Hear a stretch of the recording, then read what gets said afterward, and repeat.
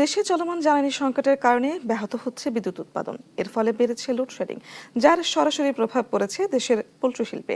বিশেষ করে প্রান্তিক খামারিরা লোডশেডিংয়ে ও জ্বালানির উচ্চ মূল্যের কারণে ব্যবসা টিকিয়ে রাখতে হিমশিম খাচ্ছেন।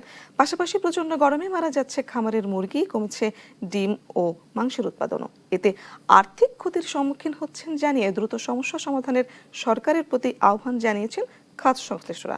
আরফাত ইসলামের রিপোর্ট। একদিকে তীব্র গরম, অন্যদিকে অতিমাত্রায় লোডশেডিং। দিনের বেশিরভাগ সময় বিদ্যুৎ না থাকায় বিপর্যয়ের মুখে পড়েছে দেশের পোল্ট্রি শিল্প। হিট স্ট্রোক সহ নানা কারণে অসুস্থ হয়ে মারা যাচ্ছে বাচ্চা সহ প্রাপ্তবয়স্ক মুরগি। পাশাপাশি কমেছে ডিম ও মাংসের উৎপাদন।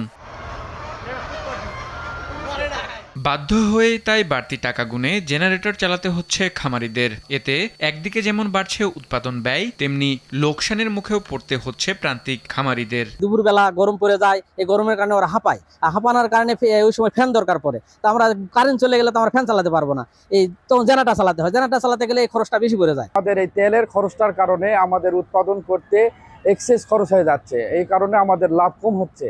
আর এই লাভ কম হওয়ার কারণে একসময় দেখা যাবে পোল্ট্রি সেক্টর ধরা খায় যাবে।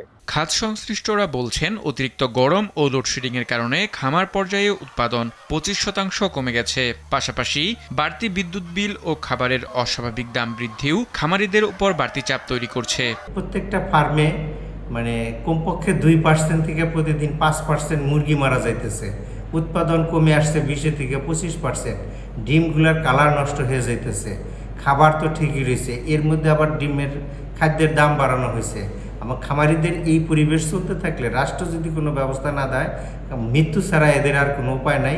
এজন্য আর্থিক ক্ষতি কাটিয়ে উঠতে সরকারের প্রতি ঋণের সুদ হার কমানোর তাগিদ দিয়েছেন সংশ্লিষ্টরা। আমরা সরকারের কাছে এর আগেও বারবার অনুরোধ করছিলাম যে শুধুমাত্র ফার্মের রেজিস্ট্রেশনের উপর ভিত্তি করে তাদেরকে যেন 2 থেকে 4% সুদে ঋণ দেওয়া হয় এবং ফার্মগুলো যেন আবার পুনরায় দাঁড়াইতে পারে। তা না হলে এই ঘাটতি পরবর্তী বছরগুলো জাতিকে গ্লানি বহন করতে হবে। আরাফাত ইসলাম, দেশ টিভি, ঢাকা।